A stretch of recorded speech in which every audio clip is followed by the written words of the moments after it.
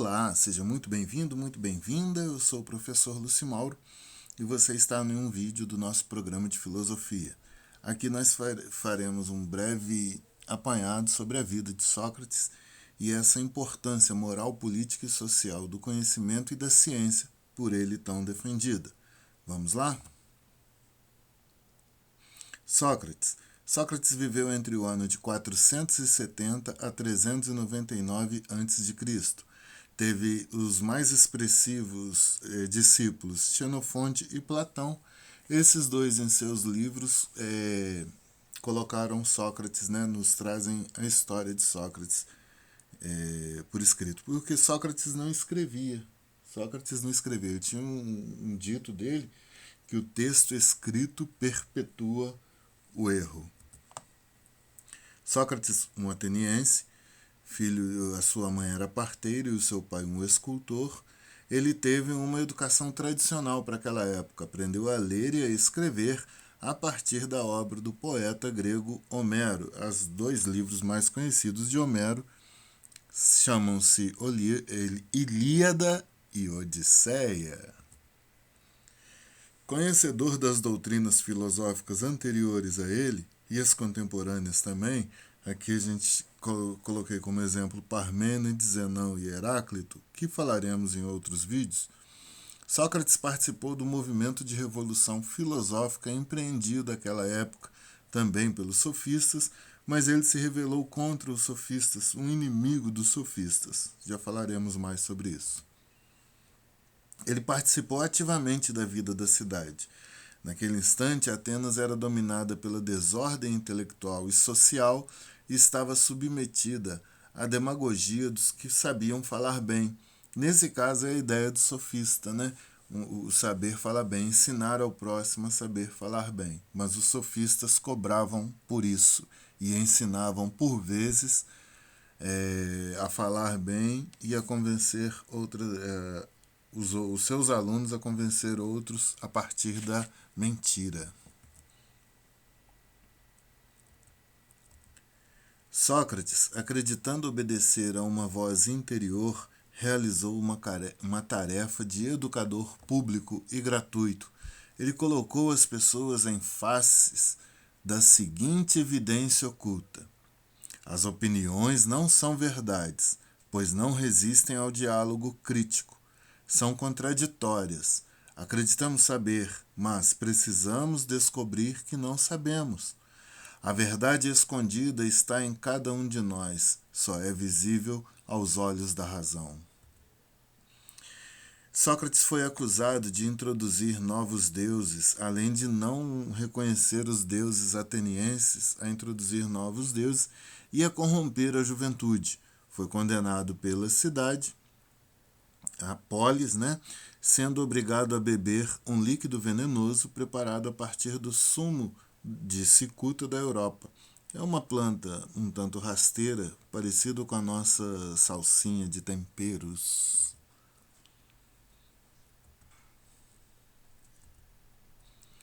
Bom, ele usava maiêutica.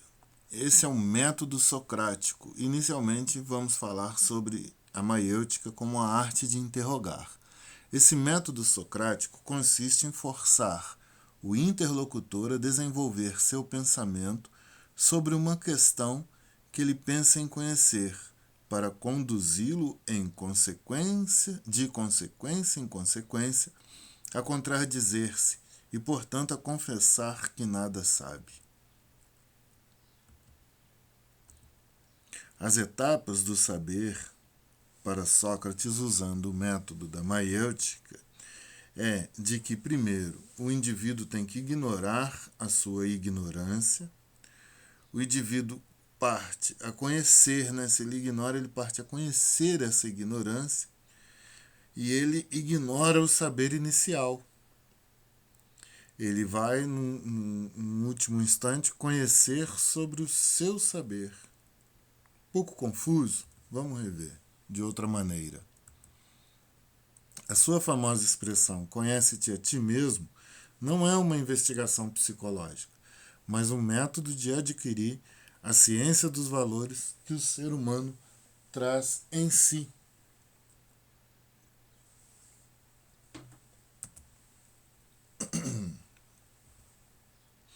Bom, mas maiêutica é uma brincadeira séria de seu pupilo Platão. Maiêutica do grego é a arte do parto, que é a profissão da mãe de Sócrates, né? Foi a profissão da mãe de Sócrates. No livro Teeteto, um diálogo platônico sobre a natureza do conhecimento, ele mostra Sócrates definindo sua tarefa filosófica por analogia à de uma parteira.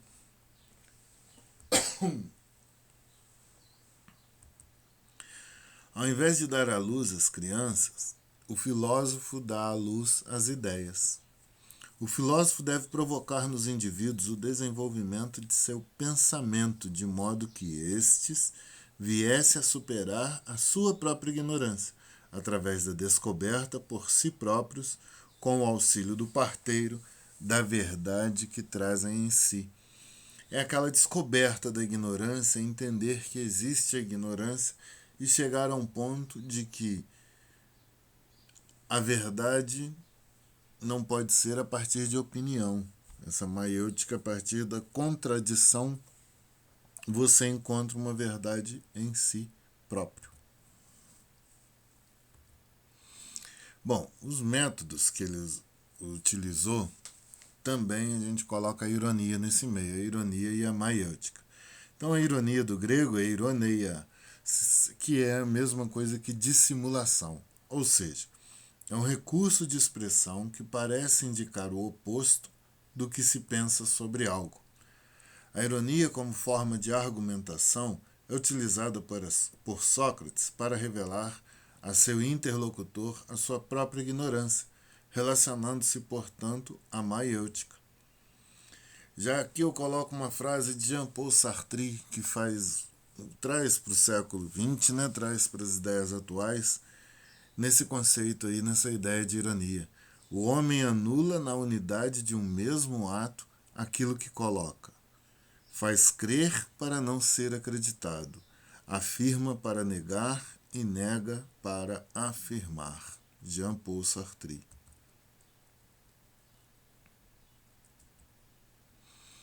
E essa frase, esse contexto aqui é atribuído a Sócrates. Ninguém faz o mal por vontade, mas por ignorância. Sabedoria e virtude são inseparáveis. Esse final aí sobre a sabedoria e virtude, que foi o papel fundamental da vida de Sócrates no seu dia a dia, do levar educação pública e gratuita às mais diversas pessoas e a partir do diálogo, da dialética, do uso da ironia e, acima de tudo, do método da maiêutica, do fazer o parto das ideias no outro. Isso é que a própria Grécia, lá um site da Grécia, tem assim como seria Sócrates à época, né? E, por fim,